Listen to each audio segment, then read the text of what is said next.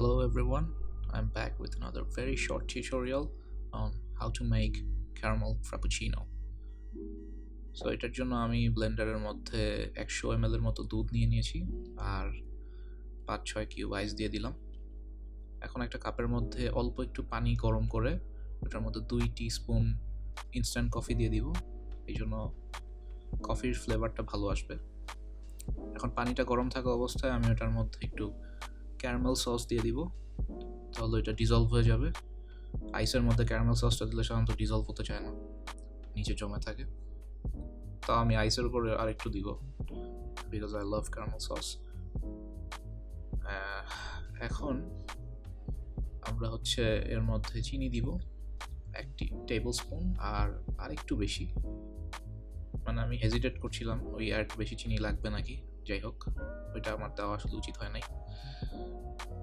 আপনারা ইচ্ছা মতো চিনি দিয়ে নেবেন, যার যতটুকু লাগে, কারণ এটার মধ্যে ক্যারামেল সস আছে যেটা অলরেডি চিনি, তার উপর আইসক্রিম দেওয়া হবে। এখন আমরা আইসক্রিম দিব, আইসক্রিম দিচ্ছি 1 স্কুপ আর সাথে আরও হাফ স্কুপ, মানে 1.5 স্কুপ আইসক্রিম যাবে এটার মধ্যে। আর আমি এটা বানাচ্ছি 250 ml। 250 ml মানে আমাদের স্ট্যান্ডার্ড গ্লাসের সাইজ হচ্ছে 250 ml, যেগুলো দিয়ে আমরা পানি খাই নর্মালি বাসায়। তো আমি ওই মাপে বানাচ্ছি এটা। এখন আমি ঢাকনাটা লাগিয়ে এটা আর একটু ক্যারামেল সস দিয়ে দিব, যেটা বলছিলাম।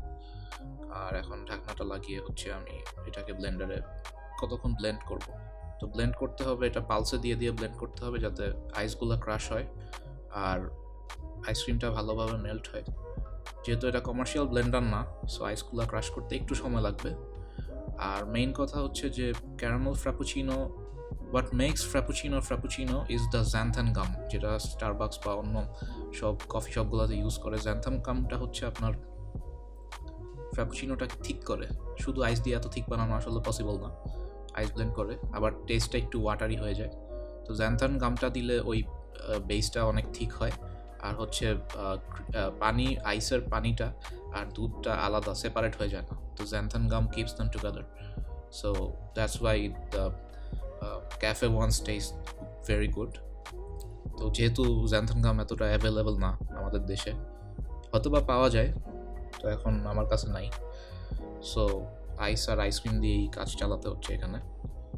অনেকটা স্টারবাকস বা অন্য যে কোনো ক্যাফের বলেন, ওদের মতো ঠিক হবে না, but it test better than those.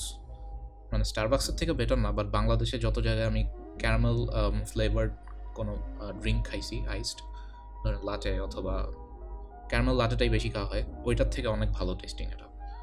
That's a strong claim, but trust me, it's good. So এখন ব্লেন্ড করা শেষ, দেখেন 1 গ্লাস পুরা।